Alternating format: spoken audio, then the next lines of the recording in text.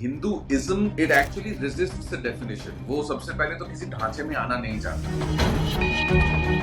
पूरी बात जो है हमें भी समझ नहीं आती है क्योंकि इट इज दैट वास्ट। शब्द जो हिंदू आता है वो एक्चुअली फारसी शब्द है। इसको एज ए रिलीजन क्लासिफाई किया था अंग्रेजों ने क्योंकि उनको समझ में नहीं आया। ना हमारा एक गॉड हेड है जिसको मानते हैं, बहुत सारी किताबें हैं, बहुत सारे फिगर्स हैं, जिसके साथ आपकी भक्ति होती है आप उसी भगवान को मानते हैं। हाँ, तो हम जॉइंट फैमिली, मम्मी डैडी भी है, चाचा है, फूफा है, फूफी है, चाची है, सब है, सब कुछ हो रहा है। We happy. There is no logic in it. Faith is faith. अगर आप काली भक्त हो, I will respect you for that. अगर मैं विष्णु भक्त हूँ तो मैं ये आशा करता हूँ कि आप भी मेरे उस मत को रिस्पेक्ट करो। That coexistence is what Hinduism is all about. Time to time Hinduism reform होता रहा to be relevant in times, right? ऐसा कभी हो सकता कि आगे जाके कोई और रिफॉर्म्स आए? नमस्कार, सत श्री अकाल, आदाब. In our today's episode, we have Dev Haldar, who loves Indian mythology. And if you go into his Instagram, he explains Indian mythology in a very simplified manner. On our today's episode, we're going to discuss about Hinduism from a different perspective. Now, we all know that Hinduism is a very complex religion, and Dev has simplified in this episode. So, if you're new to this podcast, and if you're new to understanding Hinduism in a different perspective, I hope you will love and enjoy this podcast. So, sit back, relax, and enjoy today's episode.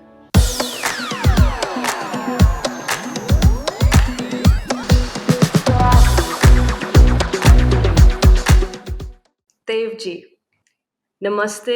नमस्ते। आपका बहुत बहुत welcome माल्स to Malan Punjabi पे। Thank you जी। How are you? Thank you जी। I am very very good and thank you so much for having me on your show. Absolutely absolutely. So ये मेरा पहला हिंदी पॉडकास्ट होगा और अगर बीच में अगर मेरी थोड़ी पंजाबी निकल जाए तो मेरे को टोक देना। आने दीजिए। नहीं, क्यों टोकूं? आने दीजिए, मुझे चंगी गल है। ठीक है ठीक है ठीक है, कूल। सो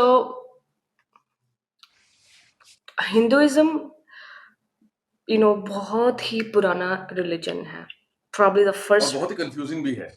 हाँ जी, इसलिए मुझे ये पॉडकास्ट करना कि थोड़ी मेरे को आसानियत हो जाए समझने के लिए कि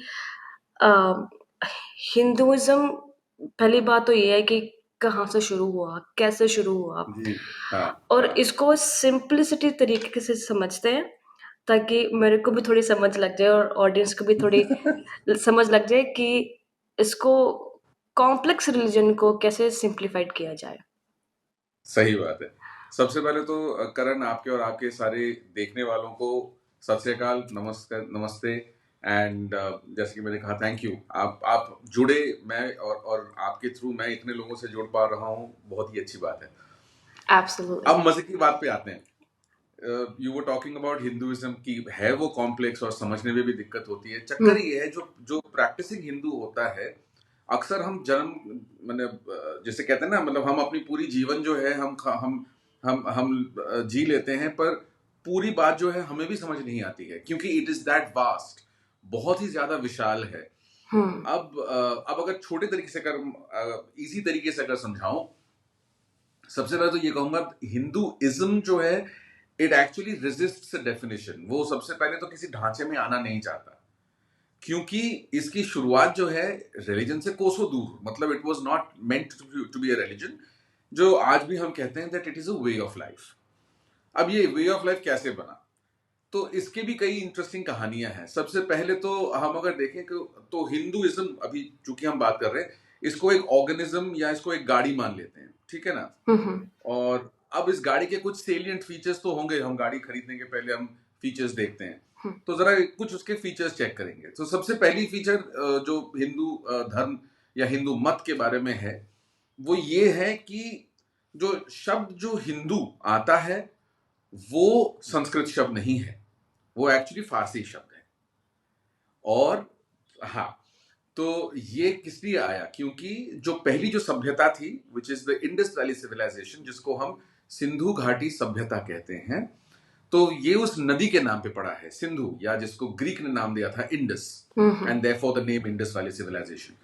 सो फारसी लोगों ने या अरब लोगों ने हमें टर्मिनोलॉजी एक दिया कि the people who live by the river Indus, the people who live by the river Sindhu.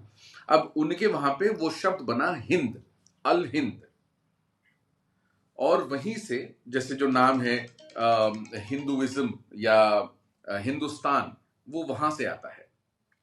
तो सबसे पहली बात तो ये कि जो नाम हमारा है वो एक फारसी शब्द से आया है, and it depicts the people who live by the river Indus. अब वो ज्यादातर अब वो जगह जो है वो पाकिस्तान में जा चुका है। मोहनजोदारो, हड़प्पा, जो हम जिस रीजन की बात करते हैं। या अब जरा दूसरे फीचर की बात करें तो चक्कर ये है कि ना हमारा एक गॉड हेड है या कोई एक फिगर है जिसको मानते हैं, और ना कोई एक किताब है जिसको जिसको माना जाता है कि नहीं यही है, इसके आगे पीछे कुछ नहीं है, यही है। बहुत सारी किताबें हैं, बहुत सारे फिगर्स हैं जिनको माना जाता है, and that makes it a very complex car.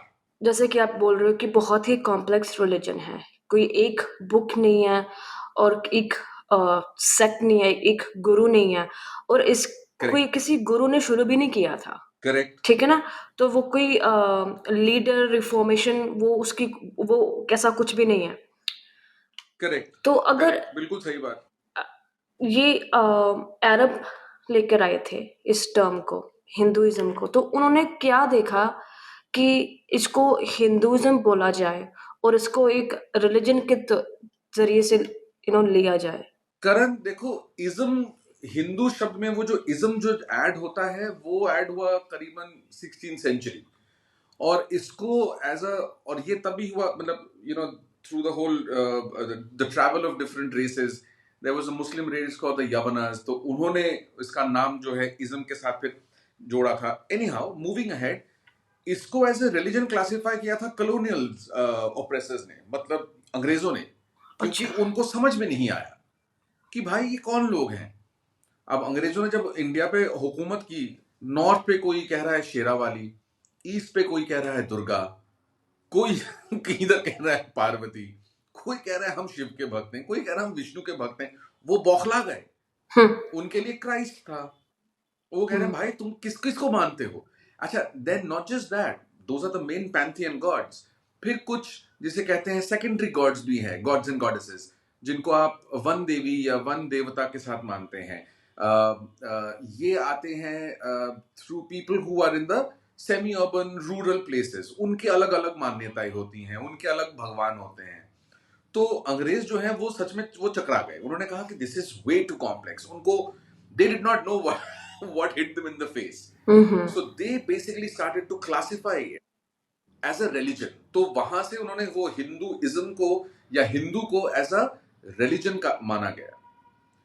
तो क्योंकि इसके पहले तक अगर कोई भी पुराने हिंदू स्क्रिप्चर को देखा जाए, वहां पे उसको धर्म या धर्म की तरह मान के चलने के लिए नहीं कहा गया है। Hinduism that way is very, मतलब मैं एक्चुअली जब अपना रील्स भी करता हूं, मैं कोशिश करता हूं कि हिंदू धर्म ना बोलूं, मैं कोशिश करता हूं हिंदू मत बोलूं, क्योंकि धर्म शब्द को लोग आजकल बहुत गलत समझने लगे हैं। we'll come to it later, धर्म का मतलब कुछ और ही है। तो शुरुआत की जो बात है, जो उस वक्त लोगों ने, it's a very open state of affairs. Hmm. For example, आप, और सिंपल एग्जाम्पल लेते हैं, आपका कोई फेवरेट एक्टर है, आप उसको बहुत पसंद करते हो, आप मुझे बोलते हो भाई मेरा ये फेवरेट एक्टर है, क्या तुम्हें पसंद है? तो मैं कहता हूं नहीं, मुझे ठीक है, मुझे अच्छा लगता है, पर मुझे ये अच्छा लगता है। हम्म। So you believe your actor, I believe my actor, and both of it can very peacefully coexist. कोई यहाँ पे कोई वो, हाँ। So अब अगर वही गाड़ी की बात करें तो एक फीचर बता, दूसरा फीचर ये है कि बड़े सारे देव देवी हैं, सब को एग्जिस्ट करते हैं इस यूनिवर्स में। हम्म। मतलब डीसी यूनिवर्स, मार्वल यूनिवर्स, उस हिसाब से अगर कोई समझना चाहे तो वैसा भी है। तो सारे सुपर हीरोज हैं, सब एक ही यूनिवर्स में हैं, कोई दिक्कत नहीं है। आप सुपरमैन को मानिए, मैं बैटमैन को मानता हूं, कोई दिक्कत नहीं है। ओके। तीसरी बात, हिंदू जो है वो इटर्निटी में विश्वास रखते हैं। They believe in the word eternity, they believe in forever. क्या? हाउ? क्योंकि आत्मा जो है वो हमेशा चलता रहता है, आत्मा खत्म नहीं होता है। आत्मा या बहुत जगह शुद्ध तरीके से आत्मन भी कहते हैं। So that goes on forever.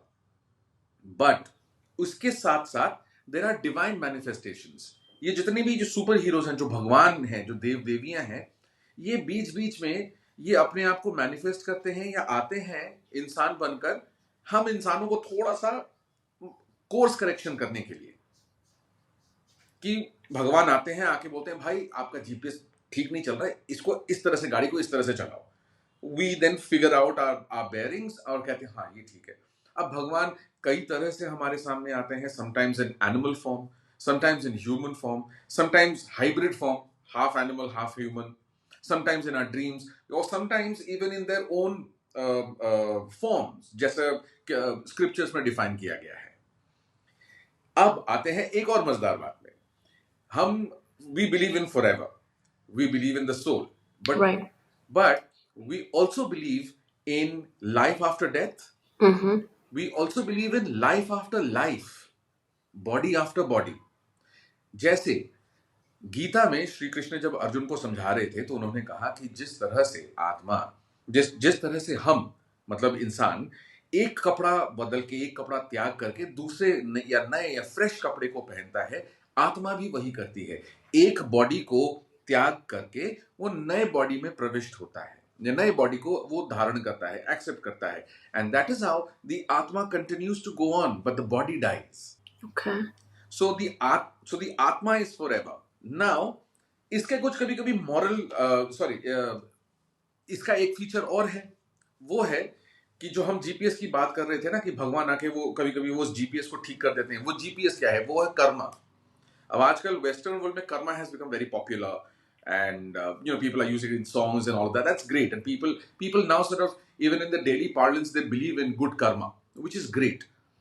Karma is basically the repercussions of your actions, or the actions that you need to take. It comes from the मूल शब्द कर्म, मतलब जो आपका काम है, जो आपका काम है उसको कर्म कहते हैं। सो हिंदूज जो हैं, हम कर्म में विश्वास रखते हैं कि भैया अगर हम इंसान रूप में जन्म हमने लिया है तो हमें कर्म करना है, Mm-hmm. और वो अच्छे कर्म हमें करना है। That is the GPS, that is the moral code that we follow Okay. In हाँ in a span of life. अब कभी कभी जब वो जीपीएस बिगड़ जाता है, तब वो, जैसे मैं आपको बता रहा था कि भगवान आके कहते हैं कि भाई इसको ठीक कर लो, या कभी सपने में आ गए, या कभी देयर आर डिफरेंट मैनिफेस्टेशंस। ठीक। एंड ये इस कर्म के कुछ मॉरल रेपरकशंस भी होते हैं, लाइक वी से गुड कर्मा, बैड कर्मा। कुछ लोग ये मानते हैं कि आपके जैसे कर्म है, आप वैसा ही उसका रेपरकशन इसी जीवन में भोग के जाओगे। So if you do good karma, you will meet a good end. If you do bad karma, you will meet a bad end. There are some, कुछ लोग ये भी मानते हैं कि कभी कभी थोड़ा सा कर्म ना बकाया रह जाता है. So that then moves on to your next birth. So any suffering or any gains that you may have, sometimes people say कि ये पिछले कर्मों का फल है, कि आपने in your previous birth you might have done something good, which is why something fantastic is happening to you. या कभी कभी होता है कि आपने पिछले जन्म में कुछ बुरे कर्म किए थे, इसीलिए आप इस जन्म में जो है इतना सफर कर रहे हैं। तो ये दो मत है।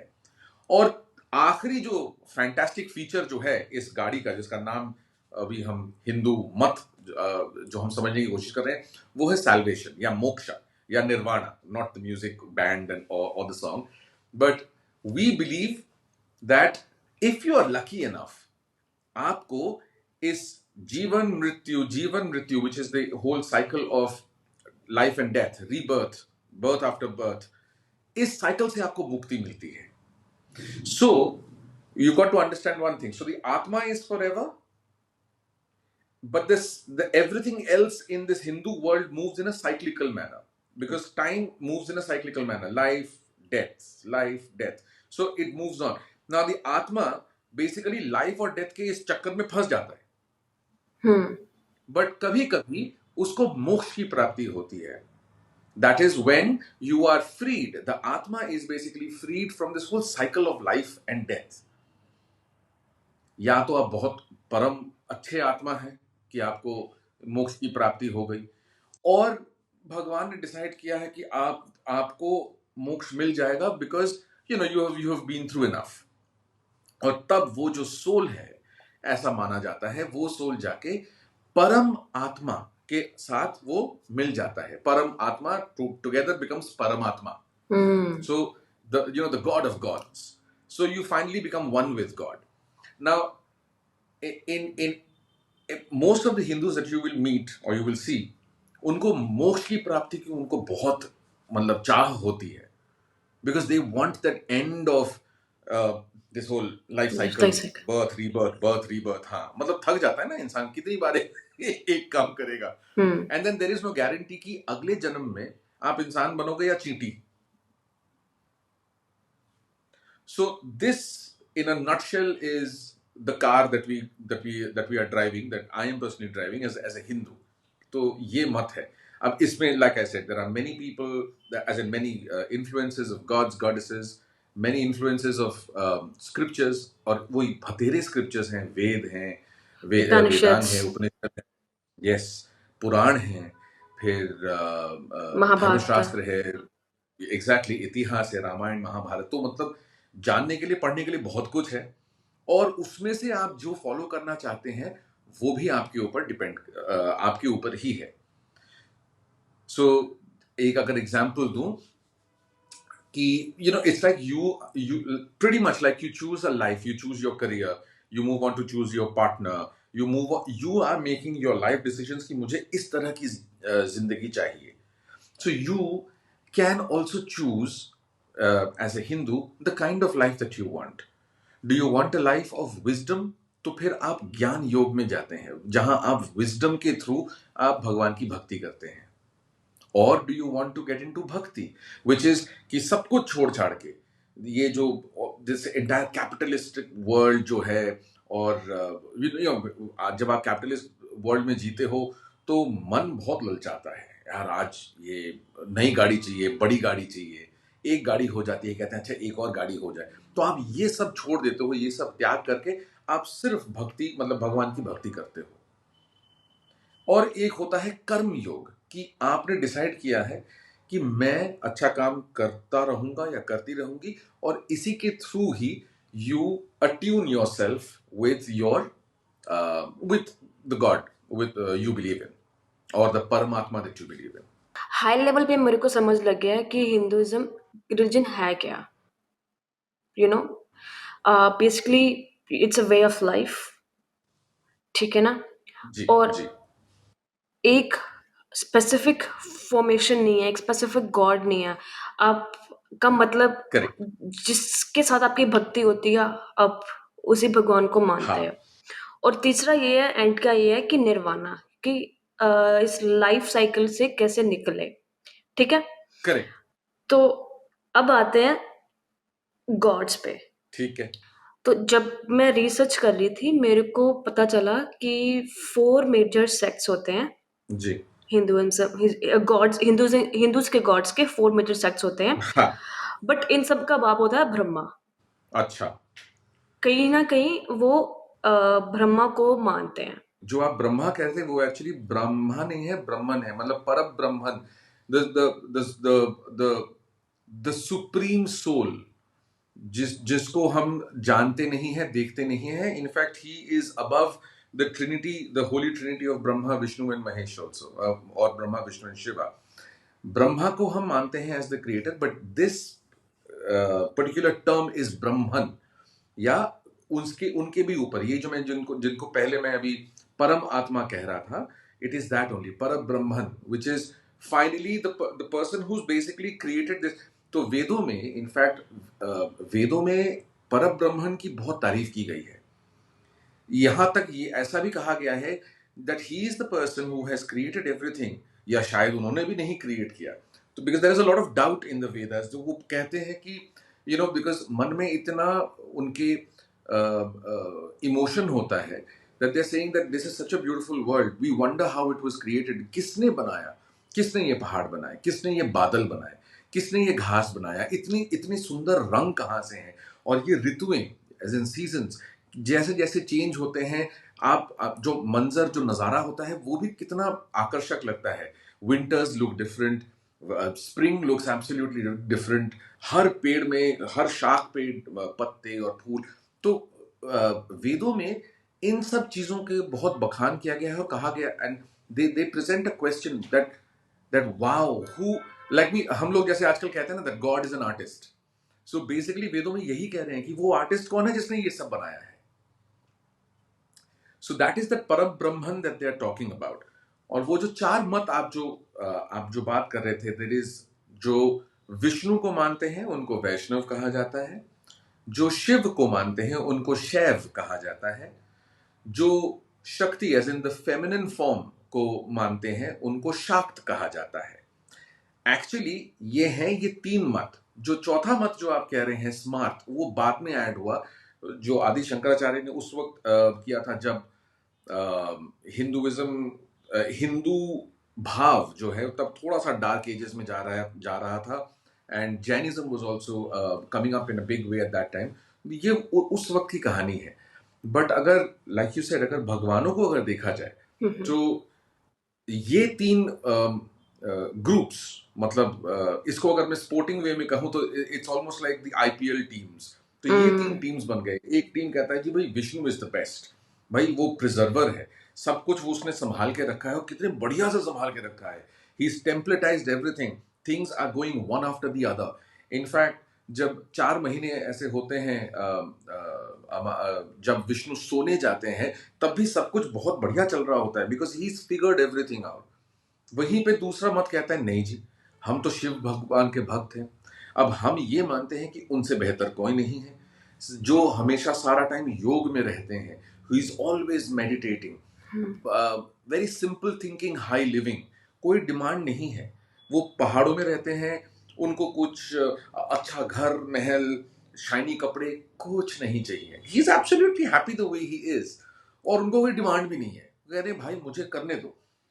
फिर बड़े प्रचंड गुस्से के मालिक हैं, जब गुस्सा आ जाता है तब मतलब सब हर चीज का खत्म.com हो जाता है, कंप्लीट विध्वंस, complete destruction, and that is what Shiv stands for. यहां पे फिर तीसरा एक और एंगल आ जाता है, बोलते नहीं जी आप विष्णु को कह रहे हो, आप शिव को कह रहे हो, हम तो मानते हैं शक्ति सबसे बेहतर है। नाम ही देखो, the woman is depicted as Shakti, कि इस शक्ति के बिना आप कुछ नहीं है। प्रकृति जो आप देख रहे हैं, प्रकृति is a feminine form, and प्रकृति को लक्ष्मी का रूप दिया गया है, महालक्ष्मी कहते हैं। That it is without her आप कुछ नहीं कर सकते। ना आपको फूल देख पाओगे, ना आपको फल मिलेगा, ना आप जन्मोगे ना मैं जन्मूंगा। तो स्त्री शक्ति के बिना आप क्या ही करोगे। और तब यहां पे इन तीनों का द्वंद्व होता है। द्वंद्व मतलब वही, it's like one-upmanship. It's like I am saying my hero is better than your hero. So this ये आ गया था, और इस मत में इनफैक्ट शाक्त मत से भी पहले वैष्णव और शिव मत में बहुत ऐसे एक दूसरे के साथ जिसे कहते हैं तकरारें होती थी। अब ये तकरारें कैसी होती थी? Also in the way of writing stories. 2-3 examples दूं आपको? हाँ जी, मजेदार स्टोरीज हैं। हाँ जी, बिल्कुल। तो एक स्टोरी है जहां भगवान विष्णु अवतार लेते हैं as Narasimha. So this is a hybrid avatar. He is half lion half man. He's got the head of a lion and he's got a human body, but हाथ जो है उनके पंजों के तरह हैं। No reference of course to a werewolf, of course, but this is, you know, और उन्होंने ये रूप लिया था एक राक्षस को मारने के लिए। हाँ। So it's a very मतलब इट्स अ वेरी गुस्सा वाला अवतार। मतलब नरसिम्हा के अगर आप इमेजरीज देखेंगे, मतलब वो चीर फाड़ कर रहे हैं, दांत निकले हुए हैं, you know, he is got his clause out. He is not a very peaceful and kind looking person. अब एक स्टोरी ये है कि उनको इतना गुस्सा आया कि मतलब सब कुछ उन्होंने, मतलब राक्षस को भी मार जब दिया, फिर भी उनका गुस्सा ठंडा नहीं हुआ। तो अब उन्होंने विध्वंस मचाना शुरू कर दिया। Now we needed someone to tame Vishnu. तो भाई ये काम किसको आए? तो ये काम गया शिव जी को। वो शिव जी को बोले प्लीज जरा हेल्प कर दो, वहां विष्णु नरसिम्हा अवतार में जो है वो अभी प्रलय मचा रहे हैं। तो शिव जी कहते हैं ठीक है मैं देखता हूँ। तो वो अपने ही एक मैटेड लॉक से, अपने बाल से एक अपना एक अवतार बनाते हैं जिसका नाम है वीरभद्र। वीरभद्र का भी गुस्सा बहुत ज्यादा है, तो वीरभद्र को बोला जाता है कि भाई जाके काउंटर करो, this is one force, this is another force, counter the force. Now this is like the law of physics. तो वहां पे नरसिम्हा वीरभद्र को मतलब कंटेन कर लेता है, वो कहता है कि नहीं, आई विन। अब शिव कहते हैं अच्छा ठीक है, तुम्हें तो कंटेन करना पड़ेगा, तो Shiv now takes a hybrid avatar. He takes the roop of a very very strange looking creature called Sharabh, जिसको कभी कभी शरभा भी कहा जाता है। अब वो again lion form but can fly and it's got 8 feet. अब जो शिव वाले जो शिव भक्त हैं, जो शैव हैं, वो ये मानते हैं कि शरभ ने नरसिम्हा को कंटेन कर लिया था, इनफैक्ट मार दिया था। मंदिरों में भी आपको ये स्कल्पचर दिखेगा। अब जो वैष्णव थे, जो विष्णु वाले थे, उनको थोड़ा बुरा लगा, कहते नहीं यार ऐसे कैसे, ये कहानी यहाँ पे एंड नहीं होती है, हम बताते हैं इसके बाद क्या हुआ। तो वो कहते हैं कि जब शरभ ने नरसिम्हा को जकड़ लिया था और ऑलमोस्ट मारने वाले थे, नरसिम्हा अपेरेंटली स्प्लिट और उनसे एक और हाइब्रिड क्रीचर पैदा हुआ जिसका नाम था Ganda Bherunda, which was a double headed eagle in the body of a lion. अब एज यू कैन सी यहाँ पे कहानी मेजर फैंटास्टिकल एंगल पे चल रहा है, करेक्ट। एंड उसके बाद शरभ और गंड भेरुंड में मेजर फाइट होता है। एक इसका एंडिंग एक ये होता है वे जब दोनों ही आसपास देखते हैं कि कंप्लीट डिस्ट्रक्शन हो गया and they feel very sorry for what they have done to creation, उनका गुस्सा अपने आप ठंडा हो जाता है and they leave and they come back to their original forms of Shiva and Vishnu. क्योंकि ओरिजिनल फॉर्म में अगर देखा जाए, शिव और विष्णु बड़े अच्छे दोस्त हैं, दोनों एक दूसरे के बारे में सोचते हैं एंड और इजी लैंग्वेज में कहूं, they've got each other's backs. Whenever Shiva is in trouble, he basically dials V for Vishnu. Vishnu will immediately come. So there are stories like this, and in fact, अब इसमें जो शाक्त यानी कि the feminine followers of Shakti, वो भी है, उनकी भी एक स्टोरी है ऑफ काली। अब काली को अगर देखा जाए, Kali is one of the most, वे गुस्से वाले हैं ना? Yes, she's angry, she's dark, और उनसे ज्यादा प्रचंड रूप नहीं है। और इन तांत्रिक वेज ऑल्सो काली का और भी ज्यादा मतलब जैसे कहते हैं ना, मतलब देख के आप डर जाओगे। she's shown as a very thin woman, you know, saggy skin but big face, crooked teeth, tongue is hanging out and all of that. Now अगर शाक्त मत में देखा गया कि काली इज द अनस्टॉपेबल फोर्स, आप नहीं, काली को आप टेम नहीं कर सकते। और नाम देखिए, काल, काल मतलब time, and time also means the end, you no, death. So she represents death, she represents destruction and complete destruction. आप काली के सामने नहीं टिक सकते, आप काली के सामने मत आना। इनफैक्ट तो काली जब एक कहानी है कि Kali was apparently on the war path, और उनके सामने जो आ रहा था, जितने भी असुर आए थे, वो अपने खाड़ा या तलवार से उनका सर जो है वो ऐसे काट के, she made a garland of heads, जिसे कहते हैं नरमुंड माला। देखा था, एंड शी वाज, हाँ, एंड वो पहन के वो जा रहे थे, and no one wanted to stop her. तो तब सबने रिक्वेस्ट किया भगवान शिव को कि भाई सर कुछ कीजिए, शी कांट बी स्टॉप्ड। और ये माना जाता है कि काली जो है वो पार्वती की ही एक रौद्र रूप है, and Parvati is married to Shiva. So basically ये कहा कि sir please can you control your wife, she is completely on a war path. Shiv क्या करते हैं, वो कहते हैं कि बॉस, इनके सामने तो मैं भी नहीं टिक सकता। So what does he do, he lies down and Kali finally steps on her husband. जो आप in the imagery that you will see, Kali's left foot usually, कहीं right foot भी दिखाते हैं, is on her husband's chest, and that is when she stops, when she realizes that she's actually pinned her husband down. and Shiv के एक रूप को महाकाल कहा जाता है, Mahakal, you know, death incarnate. अब now look at the beauty of it. Here is a person who is also death incarnate, and the wife also has a very deathly force, Mahakal and Kali. So it was only Mahakal who was able to slow down Kali, or was it Kali who actually took cognizance of the fact that, oh, that's my husband, and then she just calmed down. So इस तरह के बहुत सारे stories हैं जो उस वक्त ये जताने की कोशिश करते हैं कि हमारे जो भगवान हैं या हमारे जो इष्ट देवता हैं वो बेहतर हैं. But again it's a question of faith. और फेथ का क्या है ना, फेथ में there is no empirical evidence, there is there is no there is no logic in it.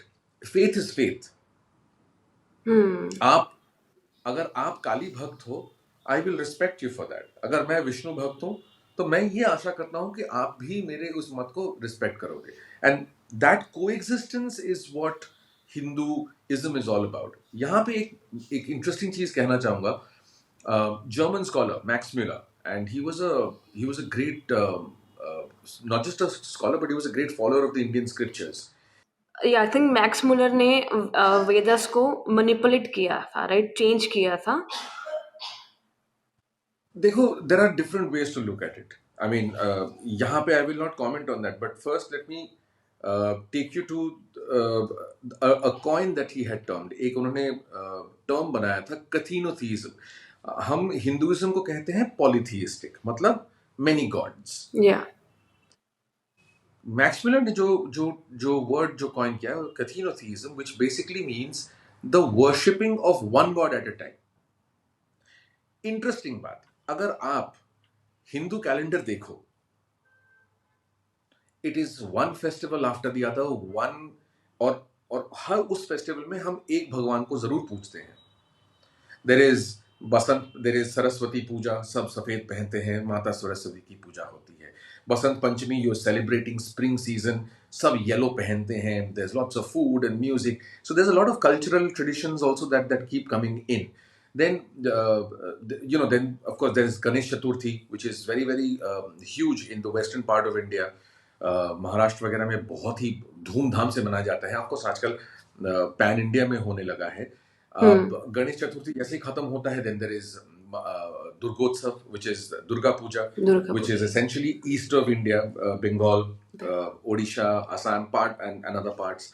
और so अच्छा, अगस्त जैसे ही मॉनसून आते हैं, then there is Krishna Janmashtami, then there is Ram Navami, सबको सेलिब्रेट किया जाता है.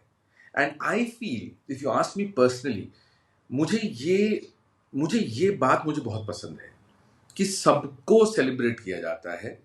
और मतलब कार्तिकेय को भी सेलिब्रेट करेंगे, गणेश को भी सेलिब्रेट करेंगे, लक्ष्मी की भी पूजा होगी, सरस्वती की भी पूजा होगी, गंगा आरती भी होगी, महादेव की पूजा होगी. Everyone is appreciated, and और हर देव देवी की पूजा होती है. And so that I find is very very beautiful. मतलब ये बहुत ही सुंदर भाव है हिंदू मत का. So when you were talking about इतने सारे भगवान, I know confusing हो जाता है. और यही बात the Westerners really could not understand, especially the British, जिन्होंने जो हमारे colonial oppressors रहे, उनको नहीं समझ में आई ये बात. But a lot of Western scholars have done exemplary work. जितना एक 1937 की शायद किताब है, Michael Buck, American, I forget which university he was affiliated with. वो इंडिया आए, उन्होंने संस्कृत सीखा, और उन्होंने रामायण को ट्रांसलेट किया, महाभारत को ट्रांसलेट किया, और फिर उनकी मृत्यु हो गई. He died. It was almost like his life's mission was that he would learn Sanskrit and write in English the versions of Ramayana and Mahabharata, and then he just passed on. Thankfully, I have the copy of his Mahabharata, and it's a beautifully written Mahabharata. Very simple, very to the point, सुंदर तरीके से लिखा गया है. And Wendy Doniger, there are some fantastic people. Richard Burton, बहुत ही अच्छा काम किया है. So the research that they have done, it also shows that after all there was some people, कुछ तो scholars थे जो ये समझने की कोशिश कर रहे थे that how does this work, इतने सारे gods and goddesses. A very simple way इसको समझाने का मैं तरीका बताऊं तो वो है, वो हम joint family हैं. मम्मी डैडी भी हैं, चाचा हैं, फूफा हैं, फूफी हैं, चाची हैं, सब हैं. बट उस एक परिवार में खाना भी बन रहा है, मौज मस्ती भी हो रही है, नटखट हरकतें भी हो रही हैं, सब कुछ हो रहा है, we are a joint family, we happy that way. And so अगर कोई समझना चाहे तो I think this is the way we can say that Hindu मत या हिंदू धारा यही है। और अगर देखा जाए राम को, लॉर्ड हाँ गणेशा को, वो भी किसी न किसी के अवतार हैं। हाँ। सो राम तो अवतार हैं, गणेश को अवतार माना नहीं जाता। राम अवतार है विष्णु के, और वो द्वापर युग में आए थे, सॉरी त्रेता युग में आए थे, और त्रेता ही युग क्या होता वाज है? सो हमारे हिंदू धर्म में, हिंदू मत में हम्म। 4 युग होते हैं। द फर्स्ट युग इज नोन एज सतयुग या कृत युग, देन देर इज त्रेता युग, देन देर इज द्वापर युग, देन देर इज कलयुग। अब ये 4 इसलिए माना जाता है, इसकी भी एक कहानी है। इसकी एक छोटी कहानी मैंने माइथोमेडिजी में भी किया था, कि जब धर्म यानी कि Yamraj, the god of death, अब look first of all look at the beauty of it. God of death को हम धर्म के राजा मानते हैं, he upholds what is right. यहाँ पे धर्म मतलब रिलीजन नहीं है, यहाँ पे धर्म, सो सॉरी हाँ मैं कहीं और जा रहा हूँ फिर से, but I will come back. The धर्म जो है, जो द मूल शब्द जो है वो है dhri, which means to hold, to sustain, वहां से आता है ये शब्द धर्म। So dharma does not, if you look at it, dharma technically does not mean religion. ये हम शायद पिछले कुछ सालों से हम बोल रहे हैं, बट धर्म जो है वो है to uphold what is right, उस चीज की रक्षा करना जो आपको लगता है जो सही है। हर युग में ब्रह्मा ने कहा कि देखो 4 युग हैं, और वो 4 युग, Yamraj, he came in the form of a black buffalo. Right. तो उन्होंने कहा कि ये जो 4 युग हैं, ये तुम्हारे 4 टांगों की तरह है। तो पहला जो युग है, जो है कृत युग, विच इज सतयुग, इसमें धर्म की रक्षा होगी, सब कुछ बहुत बढ़िया होगा, लोग अच्छे होंगे, there not be so much crime, so all your 4 feet, your 4 legs of dharma will be preserved. फिर अगले युग में एक टांग कम कम हो जाती है, तो वो 3 होते हैं, इसलिए इट इज कॉल्ड त्रेता, कि इसमें 3, तो थोड़ा सा धर्म का डिग्री जो है वो कम होता है। सिमिलरली द नेक्स्ट युग इज कॉल्ड द्वापर, मतलब 2, एंड देन उसके बाद कली, विच इज 1, मतलब दिस इज द युग जो माना जाता है अभी हम जिस युग में हैं, crime is On super peak. High, yes, लोग एक दूसरे से अजीब किस्म के, अजीब तरह से बिहेव करते हैं, विश्वास कम हो गया है, प्रेम कम हो गया है, प्यार कम हो गया है, and then that is it, and then there is complete destruction. After every yuga there is complete destruction, and then again, like if the starting of the chat, जैसे मैं कह रहा था कि सब कुछ साइक्लिकल है, everything moves in a circle. So इस जब कलयुग के बाद जब सब कुछ खत्म हो जाता है, जब महादेव आके हर चीज का विध्वंस कर देते हैं, again it starts, creation starts again, वापस हम सतयुग पे आते हैं या कृत युग पे आते हैं, then again Treta, Dwapar, and then Kalyug, and then so this is how it moves on. And but you know, I mean there is a metric system in Hindu dharma जो बहुत कंफ्यूजिंग है, कि ऐसे एक युग जिसमें सॉरी 4 युग मेक्स 1 महायुग, कुछ 10 या 12,000 युग मेक्स कल्प, वो बहुत कंफ्यूजिंग है। So we will not get there, मतलब कभी कभी मेरा भी सर चकरा है। सो आपने कहा था कि भगवान राम जो हैं वो द्वापर, वो विष्णु के का अवतार है, तो विष्णु, हाँ हाँ, वो द्वापर युग में आए थे, वो आए थे त्रेता युग में, सॉरी त्रेता युग में आए थे। तो त्रेता युग में। ये कैसे पता चलता है कि वो त्रेता युग में आए थे और ये लॉर्ड विष्णु के अवतार थे? बहुत इंटरेस्टिंग सवाल है। तो यहाँ पे जो हिंदू स्क्रिप्चर्स हैं उनको एक बार ओवरऑल समझना बहुत जरूरी है।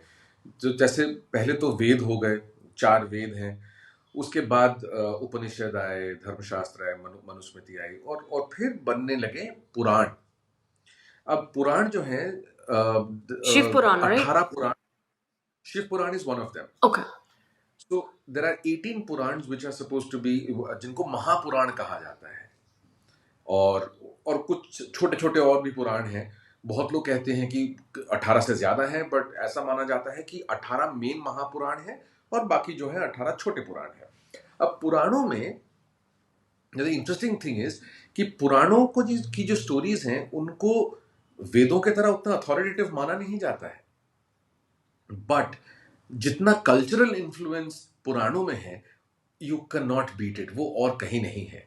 In fact the beauty of Purana is कि पुराण में आपको जिनियोलॉजी, कॉस्मोलॉजी, पिलग्रिमेज के स्थान, ज्योग्राफिकल स्थान, ये इन सब का बहुत बहुत मेंशन मिलता है। द लिनिएज ऑफ किंग्स, उनके पूरा फैमिली ट्री, परिवार में कौन थे, किसने क्या किया, वो सारा इंफॉर्मेशन पुराणों में बहुत डिटेल में लिखा गया है। और इंटरेस्टिंग बात यह है कि पुराणों के साथ साथ उस वक्त दो एपिक्स हैं जिनको इतिहास माना जाता है, जो कि है रामायण और महाभारत।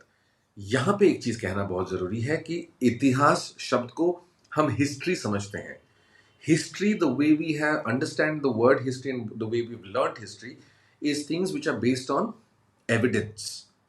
आपने आपको पॉटरीज मिली, आपको अवशेष एज इन बोन्स वगैरह मिले, आपको घर मिले, आपको पुराने मंदिर मिले, then on and based on that, then you have built what was there in antiquity. So for example, in Egypt you've seen the pyramids, और उसके साथ इतने सारे जो temples हैं, mortuary temples हैं, funerary temples हैं, वो सब आपने देखा। पैंथियन देखा आपने इन ग्रीस। और उसी फॉर एग्जांपल ये अपना मोहनजोदारो, हड़प्पा, लोथल, वहां पे बहुत सारा जो इंफॉर्मेशन जो मिला है, सील्स मिले हैं, all of that is history. इतिहास जो हम मानते हैं, इसको हिस्ट्री के साथ इक्वेट किया जाता है, पर ऐसा नहीं है। इतिहास यहां पे माना जाता है the way I saw it, that's what the word itihasa means, the way I saw it. क्यों ये माना जाता है? क्योंकि इन दोनों एपिक्स के जो राइटर्स जो हैं वो भी इस स्टोरी में शामिल है। So the Adi Kavi, the person who composed Ramayana, Valmiki, Maharishi Valmiki, वो भी रामायण में शामिल हैं। He is there in the story, and he saw the story unfold, and that is what he wrote down. Ved Vyas is part of the Mahabharata. He saw it, he experienced it, he got that written with Ganesh, of course. So which is why it is called Itihas, the way I saw it. सो रामायण और महाभारत पढ़ते समय हमें यह ध्यान रखना है कि we are actually trying to see things through their eyes. That's the beauty of it. और नाउ टू योर क्वेश्चन कि हमें कैसे पता कि विष्णु ने कितने अवतार लिए थे और राम विष्णु के अवतार हैं कि नहीं।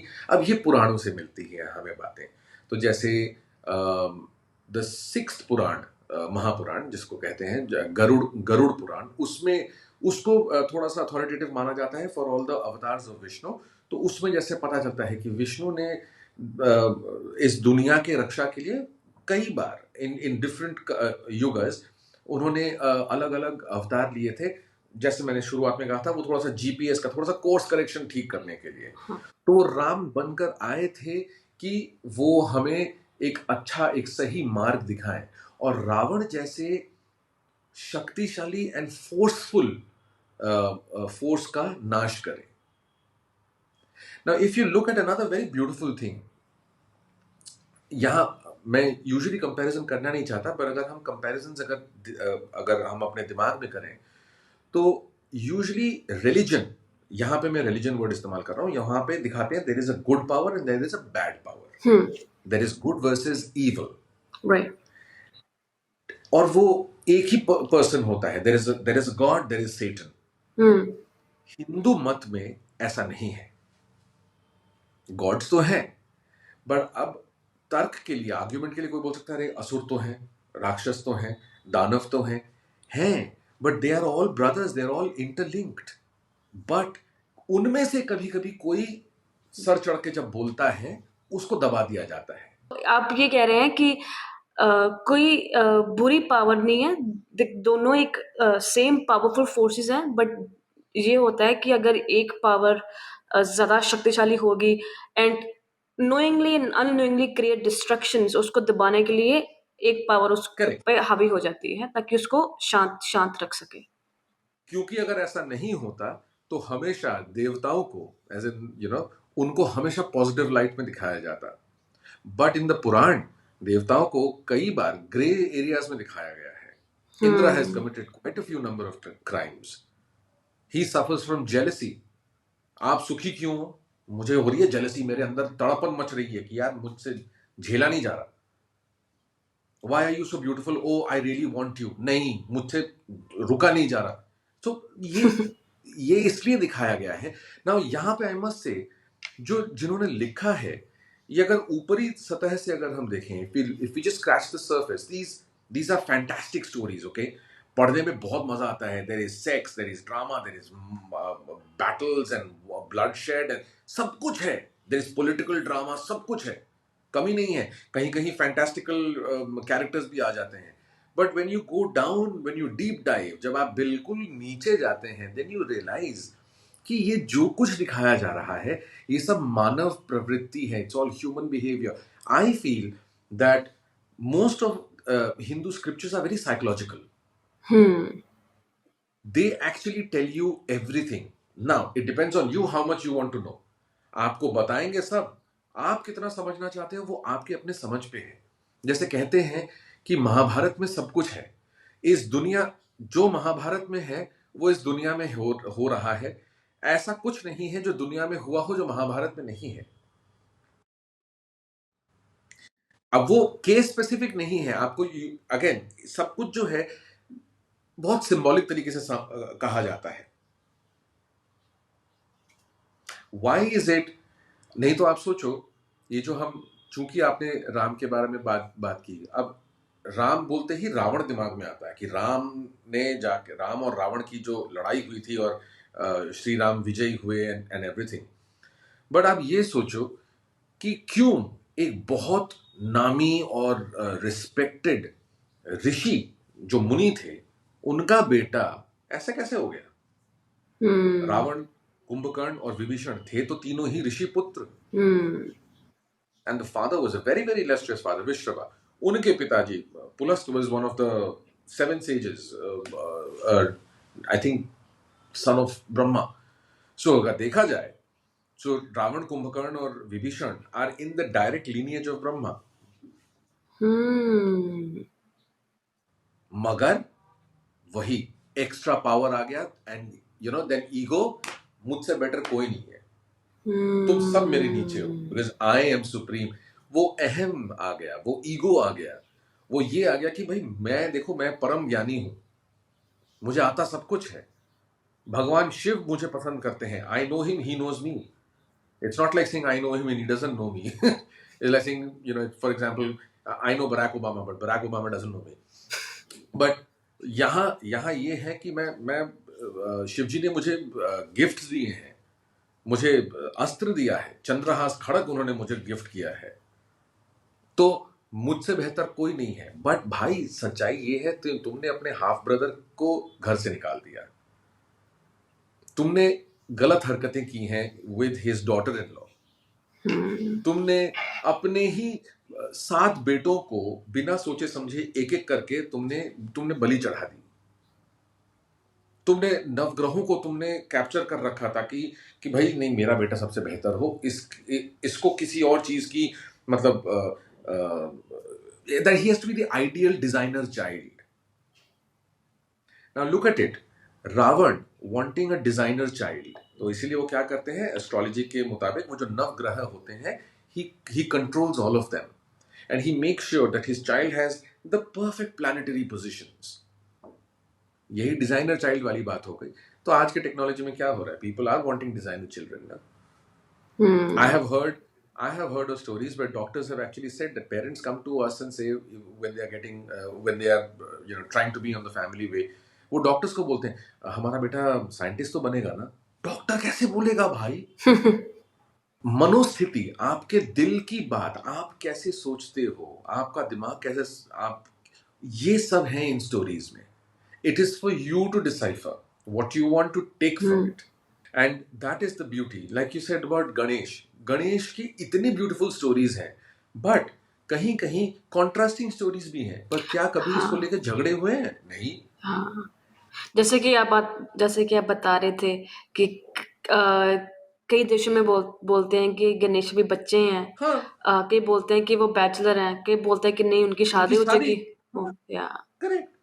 अब नॉर्थ इंडिया में, ईस्ट इंडिया में, बंगाल साइड में मानते हैं कि no one really wanted to marry him because you know he is got a fat body और हाथी का सर है, तो वो बैचलर ही है।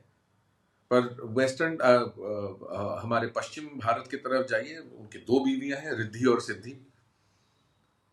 बैचलरहुड खत्म। नॉर्थ के कई हिस्सों में, साउथ में भी कहीं कहीं माना जाता है कि गणेश जो है उनको, वो बाल गणेश, उनको छोटा देखा जाता है कि you know he is cute, he is a little boy, and after all he was, and you no मतलब, सो देयर आर, देखो ये मनोभावना है, ये आपकी भक्ति है। आप हम्म अपने हीरो को या अपने इष्ट देवता को आप किस रूप में देखना चाहते हो, ये आपके ऊपर है। But again, end of the day, जाना तो आपको ऊपर ही है ना, वो परम ब्रह्मन में आपको, यू वांट दैट सैल्वेशन। एक मीडियम बन जाता है कि किस मीडियम से आपको वो साल्वेशन चाहिए। करेक्ट। कुछ it is your faith, and हाँ हाँ, absolutely. I tell you something very very personal, और ये मैं इसलिए बोल रहा हूँ क्योंकि मेरा ना, मैं ऐसा हार्ड वायर्ड हो गया हूँ। मैं बड़ा हनुमान जी को मैं मानता हूँ, हनुमान भक्त हूँ मैं उस हिसाब से। हम्म मुझे वो बहुत, मतलब अल्टीमेट अल्टीमेट आदमी लगते हैं मुझे। Hmm he has a lot of faith, he works on faith. Ram के नाम पे उन्होंने सब कुछ किया, कर दिया है। Hmm and you know that kind of faith is so beautiful कि सर आपने बोला है, बस अब आप चिंता मत करो, मैं कर दूंगा। That is marvellous. कि राम रो रहे हैं कि भाई मेरा मेरा भाई मर रहा है, संजीवनी ला सकते हो? इसे बस अभी मैं, अब भी मैं लेकर आता हूँ। He goes, he gets it, he makes it happen. I love that quality about him. और इसीलिए मैं खुद मतलब कोशिश करता हूँ कि अच्छा, यू नो, शायद मुझे भी ऐसा थोड़ा सा होना चाहिए। And I think that is a very beautiful thing कि इसीलिए, and see the thing is, आप अपने बच्चों के नाम भगवान के नाम से क्यों रखते हो? कि आप यही चाहते हो ना कि उनके कुछ गुण, उनके कुछ हैबिट्स जो हैं वो आपके बच्चों में भी हो, या हम भी कोशिश करें कि यार थोड़ा सा हम भी उनके तरह बने। Hmm so that I find very beautiful, and that is how it should be. ये कभी होता है लाइक फॉर इंस्टेंस फैमिलीज में ऐसा होता है कि सपोज करो पेरेंट्स विष्णु भक्त हैं बट जब उनका बेबी होता है वो छोटे से बच्चे को क्या पता वो उसको भी विष्णु भक्त बना देते हैं बट जब वो बड़ा हाँ, होता है उसको समझ आती है वो शिव भक्त हो जाता है। Very fair question. Technical answer इसका ये होगा कि वो उसका मन है, he is free to follow, पर वो उस परिवार के स्ट्रिक्टनेस के ऊपर डिपेंड करता है। कभी कभी क्या होता है कि आप फोर्स करते हो कि नहीं इसी को फॉलो करो, पर मन हम्म तो उसका कहीं और है ना। आप मन को कैसे कंट्रोल करोगे? हम्म ये वही वाली बात है, again going back to a story from a Purana, कि एक छोटा सा बेटा लड़का था Prahlad, he was a prince. उसके पिताजी थे हिरण्यकशिप और हिरण्यकशिपु। उनको विष्णु से चिढ़ मचती थी, और प्रहलाद करता था विष्णु की पूजा। कहता तू नहीं करेगा इसकी पूजा। कहता बट पापा आई रियली लाइक हिम। कहता अच्छा बता कहां पर है? कहता तो वो हर जगह है। कहता यहाँ पे है, इस खंबे में है? कहता हाँ है। कहता अगर नहीं हुए तो मैं तुझे मार दूंगा। कहता नहीं है इस खंबे में। Hiranyakashipu punches the pillar explodes and out comes भगवान विष्णु in नरसिम्हा form. हाँ But what I'm trying to get at is, see that whole question of choice has been shown over there, कि बच्चा है, बच्चे को ये वो चाहता है, this is what he wants to follow, so don't थोपो it. जब मैं रिसर्च कर रही थी मेरे को पता चला कि हिंदुइज्म 4000 पुराना रिलीजन है। पहली बात तो ये है और वो जी, टाइम टू टाइम वो चेंज होता जा रहा है। वो जी, डिफरेंट रिफॉर्म्स आते जा रहे हैं ताकि वो सस्टेनेबल रहे फॉर सेंचुरीज। ठीक है, या relevant, ये रेलेवेंट whatever, हाँ। है। तो पता कैसे चलता है कि इस सेंचुरी में ये रिफॉर्म्स आए थे, इस तरीके से रेलेवेंट हुआ था। करण, बहुत अच्छा सवाल है ये। लाइक आई सेड, झट से हर प्रैक्टिसिंग हिंदू को शायद न मालूम हो, इसके लिए आपको पढ़ना पड़ता है। You have to do your own research. Okay. So to give you a quick time scale and उसमें जैसे क्या क्या चीजें हुई थी, जैसे वेद जब लिखे गए थे ऑलमोस्ट 3,500 4,000 साल पहले, लिखे नहीं गए थे, they were composed orally. Okay. तो इसको श्रुति, हाँ, so it is called Shruti. It was sort of passed down from one generation to the other, but orally. So उसमें there was a certain set of gods who were very prominent. Indra को वहां पे बहुत बड़ा माना गया है. In fact Indra को वहां पे परम माना गया है. कहा कि भाई आपसे बेहतर कौन है, आप बारिश कराते हो, आप बादलों के रक्षक हो. बादलों को गायों से कंपेयर किया गया है because they are that white. So that's. और वहां पे कई और देवी देवताओं के नाम आप जान पाते हो, जैसे पर्जन्य, मैत्रेयी. अब अब आते हैं 3,000 साल, 2,500 से 3,000 साल जब पुराण रचे जा रहे थे, ये मैत्रेयी, पर्जन्य, ये सब आपको नहीं मिलेंगे. इन सब के पोर्टफोलियोज जो हैं, इन सबको एक कर दिया गया या मिला दिया गया इनटू ईच अदर गॉड्स.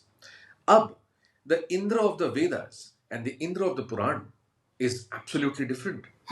पुराण में आते आते इंद्र के अंदर कई सारे कई सारे not so good things उनके डिस्कस होने लगे. The fact that he liked to stay intoxicated, the fact that he liked women too much and he would go about chasing women to get his means done. The fact that he was jealous, उनको ईर्ष्या होती थी. The fact that he basically ensured that boss, this is my privilege, I am an elite, यहाँ मैं और किसी को आने नहीं दूंगा. हम सब ऐसे ही होते हैं ना भाई, मन में हमें हमेशा रहता कि भाई मैं जिस दिन बिजनेस क्लास ट्रैवल करूंगा ऐसे देखूंगा इकोनॉमी क्लास वालों को. हैं हम लोग, हम इंसानी फितरत है, हम लोग हैं ही ऐसे कि मतलब बिजनेस क्लास आते ही आप इंस्टाग्राम में एक फोटो डालोगे, थोड़ा सा पासपोर्ट, थोड़ा सा बारकोड के, oh I am in the lounge, it's so cool, right. आ गए आप, बन गए आप इंद्र बन ही गए. There was a time when Hindu was not that, Hindu mat was not that popular. It was going down. That was the time when Jainism and Buddhism was also on the rise. Yes. But then came a lot of reformers, Shankaracharya, and then the Bhakti movement also started. And so to answer your question, so these were the movements that happened. Just say Hinduism kept getting a shot in the arm, and then it sort of evolved in very many beautiful ways. To also put things in perspective, like I mentioned about Hanuman ji के मैं बड़ा भक्त हूँ and all of that. Right. वेदों में हनुमान नहीं है, वेद में नहीं है हनुमान तो रामायण में है. रामायण कई, so Hanuman is a newer god compared to the older god. In the Vedas, Brahma, Vishnu, Shiv वहां पे थे, but in the Vedas there is a different trinity. That trinity is Indra, his twin brother Agni, and Surya. Oh. But पुराणों में आते आते इन तीनों के, मैं क्या बोलूं, इन तीनों के इंपॉर्टेंस को थोड़ा सा डाइवर्ट या सबवर्ट करके यहां पे ब्रह्मा विष्णु महेश की तिगड़ी जो है वो और ज्यादा सशक्त हो गई.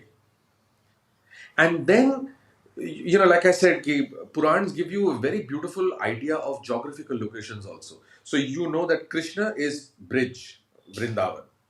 You know that Ram is Ayodhya. अब देखिए अयोध्या में मंदिर भी बन रहा है. It's about to be open also.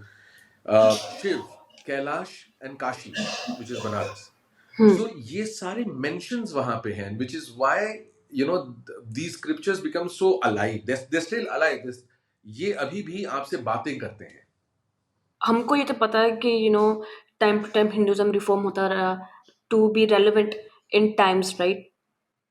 अभी हम 20th सेंचुरी में हैं, ठीक है. ऐसा कभी हो सकता कि आगे जाके कोई और रिफॉर्म्स आए टू बी इन रेलेवेंस. अगर आए तो आपके द्वारा आपको क्या लगता है कि कैसा हो सकता है, वो टाइम कैसा होगा, क्या रिफॉर्म्स आएंगे? करण, सबसे पहले तो बहुत ही इंटरेस्टिंग सवाल पूछा, because pretty much like the scriptures you are forcing the mind to think.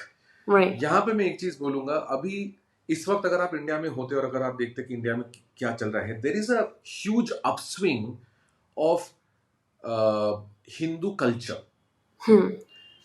ज्यादा से ज्यादा लोग अभी वापस ये सारे स्क्रिप्चर्स पढ़ने की कोशिश कर रहे हैं. ढूंढ रहे हैं. So there is a lot more awareness. एक समय, देखो मैं आपको सच बताऊं, एक समय ऐसा था जब मैं छोटा था, मैं माइथोलॉजी में रेगुलरली मैं पढ़ता था. मुझे तब ना ऐसे वो, और मैं माइथो क्विज़ेस करता था. तो मैं पूछता था लोगों से कि बताओ भाई, गरुड़ जो है उसका एक भाई है, उसके भाई का नाम बताओ. अब लोग सोच रहे हैं भाई कौन है कौन है.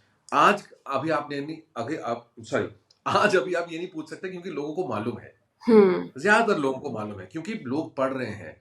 एंड सच बताऊं तो सोशल मीडिया की वजह से जो आजकल कंटेंट क्रिएटर्स आ गए हैं, और मैं इसलिए बोल रहा हूं क्योंकि मैं खुद अब उस रेस में भी हूं, शामिल हूं. लोग यू नो इतना सब कुछ आपके सामने लेकर आ रहे हैं.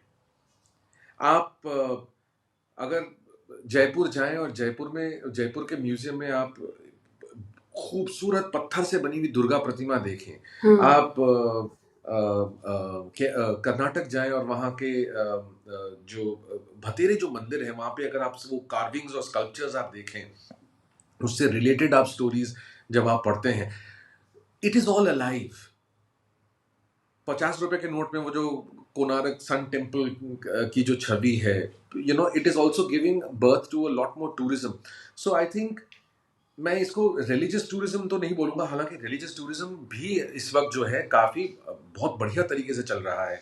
Indian railways has started a train called the Ramayan express and all that, which is fantastic. Because जितना सुंदर वर्णन या डिस्क्रिप्शन जो दिया गया है, अगर आप उन जगहों से न जाएं, मुझे लगता है कि यार वो मिस हो जाता है.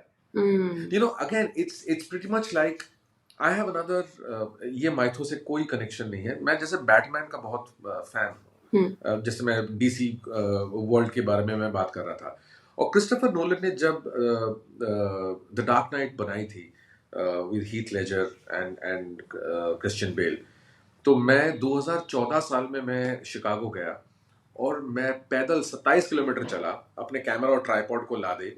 आई went to each and every place जहां पे शूट हुआ था and I took my pictures there. तो अगर मैं यहां पे इतना कुछ कर सकता हूं, तो मैं क्यों नहीं हम्पी जाऊंगा, मैं क्यों नहीं एलिफेंटा केव्स जाऊंगा, जहां Ardhanarishvara, half man half woman, and this concept is not there anywhere in the world, that a man has a woman in him and a woman has a part man in him, in her, this beautiful. मैं क्यों नहीं जाऊंगा, मैं क्यों नहीं देखूंगा, मैं क्यों नहीं उन मूर्तियों को छू के देखूंगा, बोलूंगा yes, I actually touched which is still living. So I think coming back to your question of कि किस तरह का रिफॉर्म होगा, मुझे लगता है कि एक तरह से रिफॉर्म होना शुरू हो गया है. There are historians, there are mythologists जो बहुत सारी किताबें लिख रहे हैं. People are reading it. There are fantastic episodes that are being aired. Not just mytho, but like travel series जहां आप जा सकते हैं, आप देख सकते हैं. I think it is a revival of sorts, and that is the beauty of it. I think ये बहुत ही इंटेंस एपिसोड रहा है, स्पेशली मेरे लिए, because coming from a different religion, different perspective, इसको समझना मेरे लिए आसान रहा, स्पेशली थ्रू यू, क्योंकि आपने जो एग्जांपल्स दी हैं, आपने जिस तरीके से उसको सिंप्लीफाइड किया, तो मेरे लिए बहुत अच्छा रहा है. और specially I think will be great for audience to learn, and for Hindus also to reconnect back in a way that yeah, it is a complex religion but it can be simplified. So thank you again for coming on the show and providing your knowledge.